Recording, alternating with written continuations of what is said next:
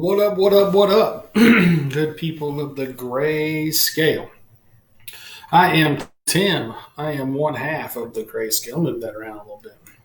Get a little more front view here. I am one half of the GrayScale. And this is 10 Minutes with Tim, where I give you 10 minutes worth of my 2 cents, which basically means I give you nothing. Absolutely nothing. First of all, tonight I can tell that I'm getting some really bad lag in the video. Not sure if I'm getting that same lag in the audio yet, so I'm going to check it before I go too much farther.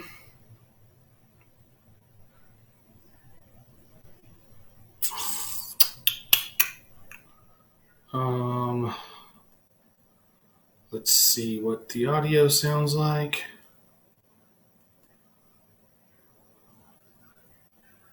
It sounds like I'm good on the audio. Okay. So first of all, tonight I want to tell you guys I have a prayer request. There's a local family, local to Destin, who's going through it right now. Their son Colton was out riding his bike with some friends a few days ago and was hit by a car. He's, as of right now, as far as I know, he is still holding on, but he is in critical condition. The doctors are doing tests and doing all the things that they can do to try to bring Colton back, basically. From what I understand, he's essentially no real brain activity right now. They're trying to do some stuff and let some swelling go down on his brain. They crushed his skull, from what I understand, when he was hit by the car. But anyway, prayers for the family of Colton and of the driver too. The guy that was driving the car was a 16-year-old kid. He wasn't speeding. He was obeying traffic laws, from what I understand. It was just one of those freak accident things. And so I want to go ahead and put that out there. First thing, if you are prayers, then go ahead and send some prayers up for Colton, his family, the family of the driver, and just everyone. This whole thing is really affecting so many people. They had a prayer vigil for him yesterday, I think. Yesterday afternoon, there was a prayer vigil, and they had one of the baseball fields. They brought some stuff out, and everybody kind of got together and sang songs and did that kind of stuff. So I didn't get to make it. But yeah, prayers for Colton and his family for sure. And again, like I said, the driver and his family too, because, I don't think there's going to be any kind of weird charges or anything like legal charges against the kid. I can't imagine that there would be, but just because from what I understand, he was obeying the law, the laws of the road. So anyway, there's that. But what I want to get into a little bit tonight is what's up with COVID, man. It's like it's kind of making a back burner type situation lately. In Florida, at least, the governor has basically, reopened the state for any business owners and everything that want to open. There's still going to be some stragglers. There's some businesses that aren't opening back up full force. Restaurants that still don't have their dining rooms open, things like that. Excuse me.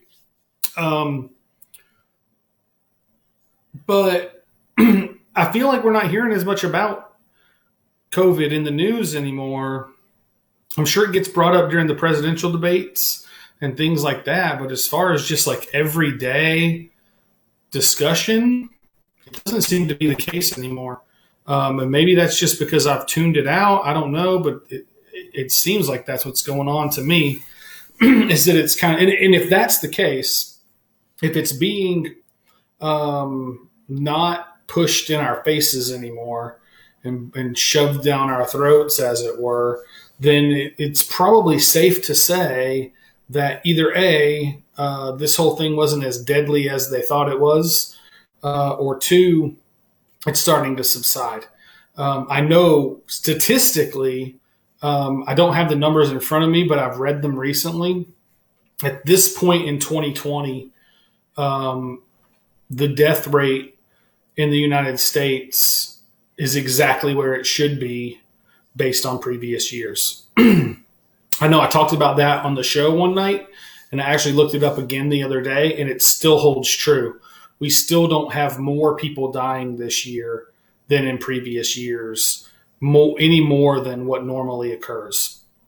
Obviously, as population grows, there will be more deaths because that's just how numbers work. When there were 6 million people on the planet, the deaths were appropriate for 6 million people. But now that there are closer to 8 million people on the planet, the deaths are appropriate to that amount of people. And so it just makes me wonder, like, what are we really doing? Like, I know that a lot of fast food restaurants still don't have open dining rooms, which is fine because most people go through the drive-thru anyway, I think. It's just as easy to sit in your car and wait in the line than it is to go inside and wait in the line. You're waiting in line either way. At least in your car, you get to have your tunes and, your air conditioner or whatever. So I don't think that's really, I don't think that's really affecting people that much.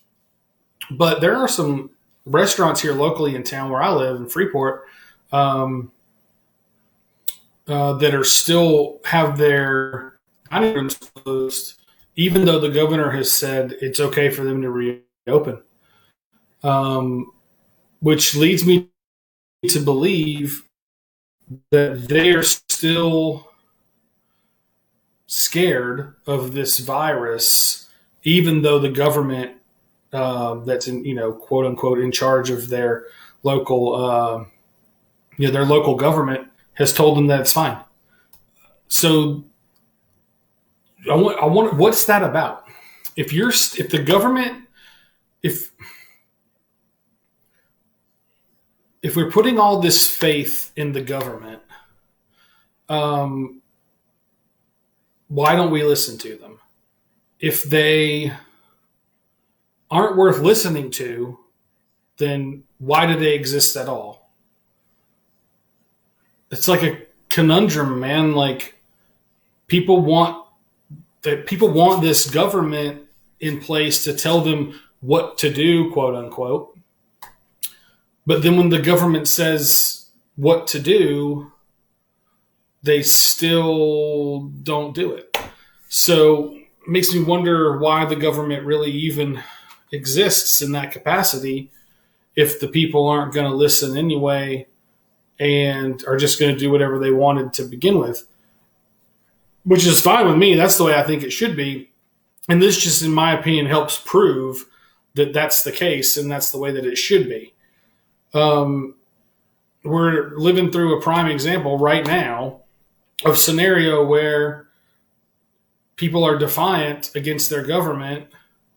And if that's the case, then if we're not going to listen to them and we're not going to do what we're paying them to do, to tell us to do, like, essentially we pay the government to keep us safe, quote unquote. If the government says it's safe to open up, then isn't that what we pay them for? Like, if you disagree, that's fine. But like, if you're going to just disagree, then why pay them? Like, you can make your own decisions, right? I think that's true. I can make my own decisions. So I think this is a prime example of the people standing up and saying, no, Like, I don't agree with what you're saying, government. I wish you would tell me to do this. And that's interesting. People say, I wish you would tell me to do this instead. Well, the government doesn't have to tell you to do that instead. Just do that. If that's what you want to do, then just do it. You don't have to have the government to tell you. The government can tell you whatever you want, but if you're going to do whatever you want anyway, then why do they even need to be there? So I'm interested to see how this plays out over the next few months, because we're like getting back into the cool season, like the flu season and stuff. And so, excuse me again, I'm interested to see how people react. If you're scared still of this COVID thing, and you're still masking it up, and you're still gloving it, and like, oh, you're not going to the store during peak hours, and like you're still hitting that 6 a.m. Publix run, and like getting your food delivered or whatever. If you're still doing all those things, but the government that you pay to be knowledgeable and have the answers, quote unquote, has told you that it's safe, essentially, but you're still not doing that. You don't believe them, essentially, right? You don't believe them. Then what are they there for? So think about that. Think on that. Let me know what you come up with. If the government has told you that it's safe to reopen your business 100%, and for you to go places essentially 100%, but you're still being cautious, then why is the government even telling you what to do? Let me know what that is. Let me know what's going on with that. Why is it that that's the case? Is it just because the governor in Florida is a Republican governor, and so you're a Democrat and you don't believe him? Or is it because you have information that he doesn't have and you don't believe him? Or is it because you just don't believe him, or he's lied about something in the past and so you don't believe him?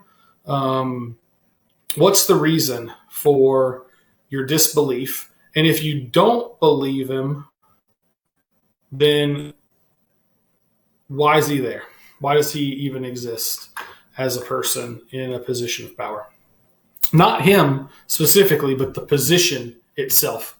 If we're not going to believe and take to heart the position and what the position says, then why does the position even exist at all?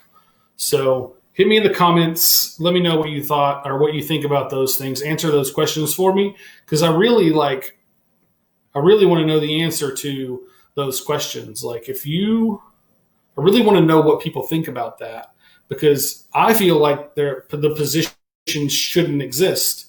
And I feel like that's how people think. They just don't know it yet. So I'm interested to see. Answer the questions for me in the comments. Hit like, share, all that good stuff. Thanks for watching on Facebook. I'll have this up on Anchor at some point tomorrow and on YouTube, so you can share it with your friends and all of that good stuff. Be excited about the GrayScale Season 2, because I am, and I know that Ray is, and we've got some cool stuff coming up. We're working on some merch. We're working on some cool stuff for our regular viewers and the people that want to help us out through building this thing. And so we'll have more news on that kind of stuff a little